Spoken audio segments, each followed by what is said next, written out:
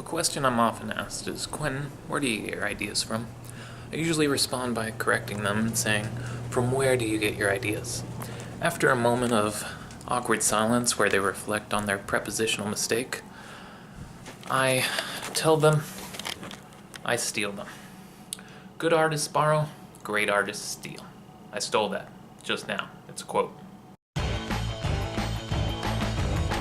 To help illustrate this point and clear up any other misconceptions on any part of the creative process, I'm going to craft a work on camera today. The first step is what I like to call the ideas phase. From here, this is the part where you steal works. I've already selected a few books, and the process for selecting books isn't random or arbitrary. You have to go through and find themes that relate to one another. For this one, I chose coming of age, or what it means to go from childhood to adulthood, and kind of the struggles along with that. So I've already read the whole canon of literature, and I've selected a few works that stood out to me to really mean that. So I'll go through these books. Bless Me Ultima by Rudolfo Anaya. Lord of the Flies by William Golding. And Hamlet by William Shakespeare. So you throw all of these into a pot, and that allows you for a basis of what your work is going to be about.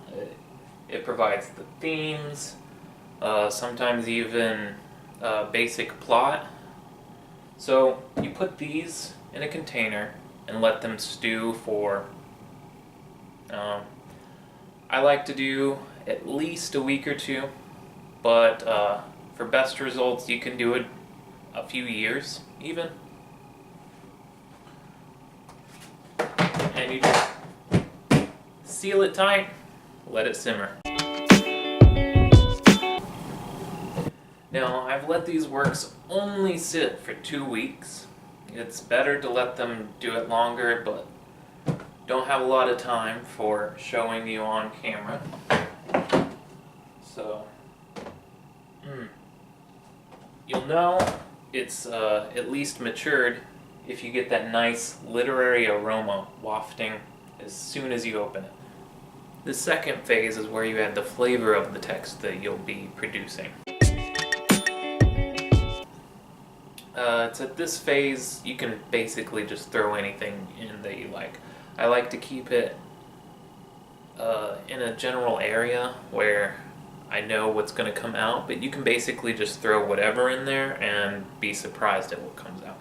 I know I want giant robots in the final work, so I'm going to put that into the already stewing pot.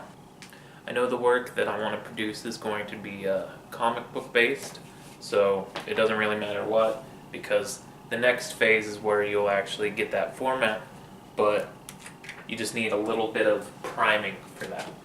I know that I want to retain the island feel from Lord of the Flies. I want that to be the sort of setting, so I'm going to throw in a lost DVD. I know that I want to have a narrative experimentation in there, so I'm going to throw in Daniel Handler's Watch Your Mouth. And I know I want a touch of desolation in there, this underlining feeling of despair. So I'm going to throw in T.S. Eliot's The Wasteland.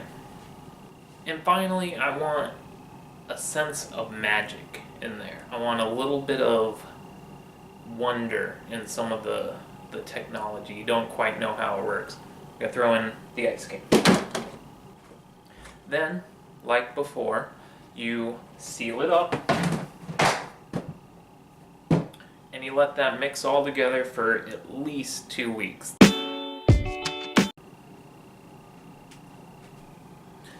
After you let it sit for 2 weeks, open it on up. You can practically read it already. But we're not done. This last step is perhaps the most important.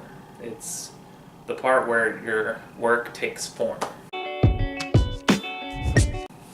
For this, For this work, I'm going to be creating a graphic novel. So I take a graphic novel I have lying around here. This one happens to be Black Hole by Charles Burns. And this is really just the format. If you want a novel, you're going to throw a novel in. If you want a short story, you're going to throw that in, a poem, etc., etc. And here, you don't even let it sit very long. You put it in there. I'm going to go grab a spoon to stir.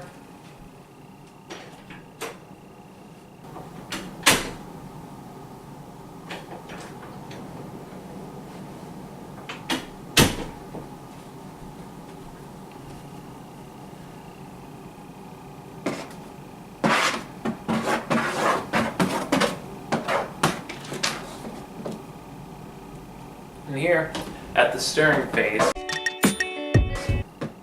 you just want to make sure you get all of the previous parts onto the work. It shouldn't take very long at all. And there you go. I have Bildungsroman by Quentin A. Pongratz. Now, obviously this is a rough draft. I've got to clean up what I have there and perfect it into the product I would release to the public, but that's about how the construction of any of my works go. So, hope that clears up any concerns. Hope I don't get any more questions about where my ideas come from. They come from the same things that everyone else reads.